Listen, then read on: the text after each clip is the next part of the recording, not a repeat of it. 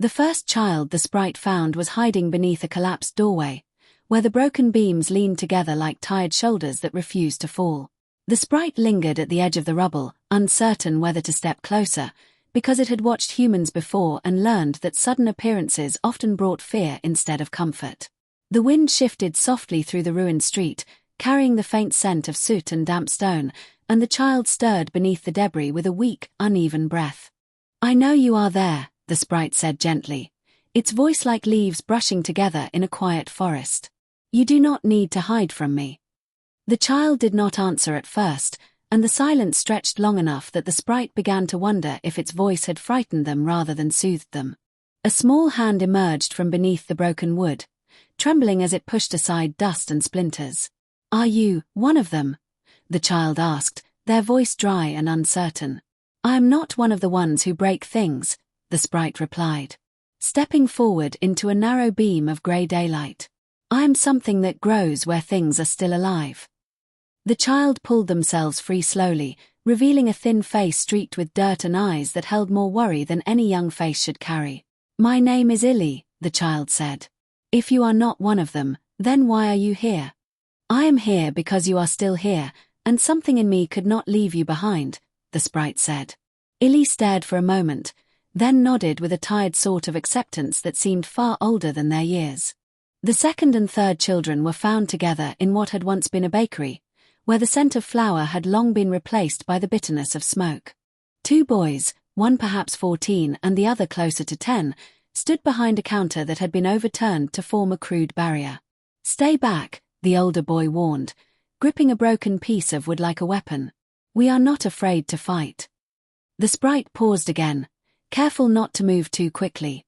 "You are allowed to be afraid," the sprite said calmly. "Fear is not something that makes you weaker." The younger boy tugged at the older one's sleeve. "Darren, it is glowing," he whispered. "Things that glow usually do not lie." Darren hesitated, and the tension in his shoulders softened just enough to show that he was listening. "What do you want from us?" Darren asked. "I want to guide you somewhere quieter, where the ground still remembers how to grow things and the air does not carry the sound of breaking," the sprite said. The younger boy stepped forward first.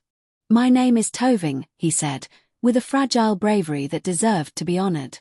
"If you are telling the truth, then we should go with you." Darren let out a slow breath, then lowered the piece of wood. "If anything happens to him," Darren said, "I will not forgive you." "That is fair," the sprite replied. They found more children as they moved through the town, each one hidden in places that spoke of fear and survival rather than safety. A girl named Maria, who was 16 and carried silence like a shield.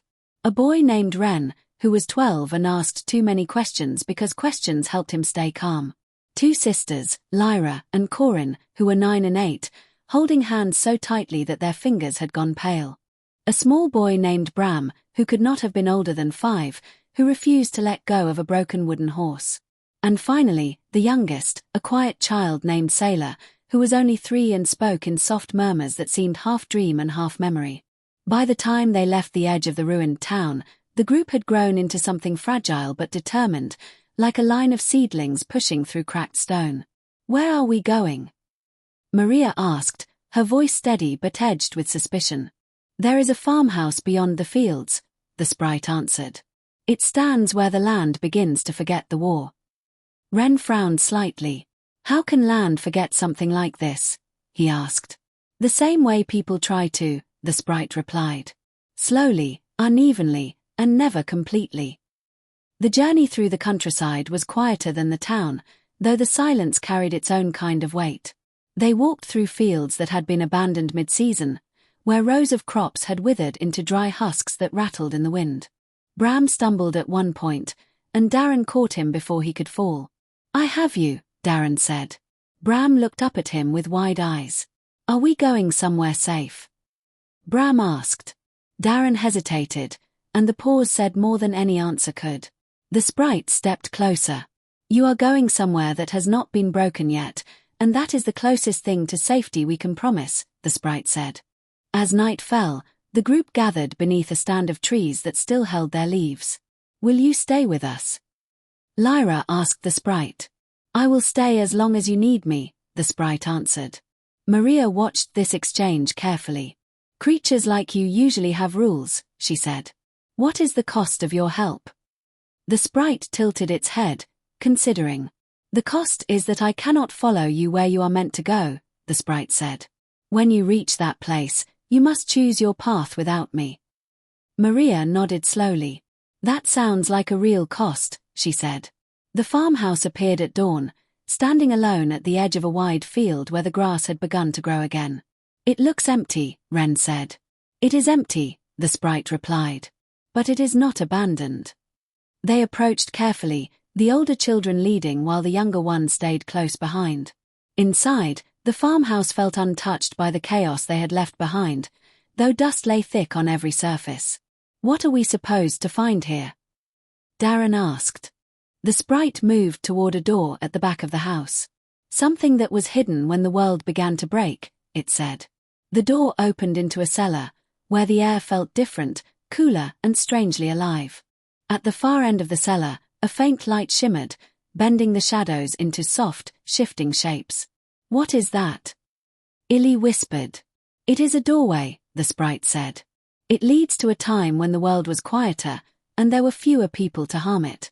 Wren stepped closer, eyes wide with curiosity. Is it real? He asked. It is as real as the path that brought you here, the sprite answered. Maria turned to the others. We need to decide, she said. We either trust this and go through, or we stay and try to survive here. Darren crossed his arms. If this is a trap, then we lose everything, he said. If we stay, we might lose everything anyway, Maria replied.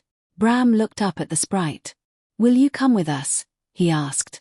The sprite's light dimmed slightly, like leaves in shadow. I cannot cross that threshold, it said. My roots belong to this time, even if it is broken. Sailor reached out a tiny hand toward the glow. It feels warm, she murmured. Illy took a deep breath. I think we should go, they said. Not because it is safe, but because it is different. Wren nodded eagerly. I want to see a world that is not like this, he said.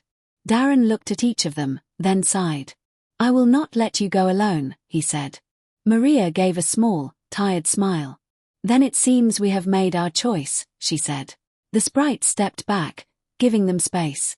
You have done something very difficult, which is choosing hope without proof, the sprite said. One by one, they stepped towards the glowing doorway. Bram clutched his wooden horse. Do you think it will come with me? He asked. Yes, the sprite said gently. Some things are meant to stay with you. Before the last child stepped through, Maria turned back. Thank you, she said. The sprite inclined its head. Grow well, it replied. Then the light swallowed them, one after another, until the cellar was quiet again. The glow faded slowly, leaving only the stillness of the farmhouse and the faint rustle of wind through the fields outside. The sprite remained for a long moment, listening to a silence that no longer felt empty, but gently complete.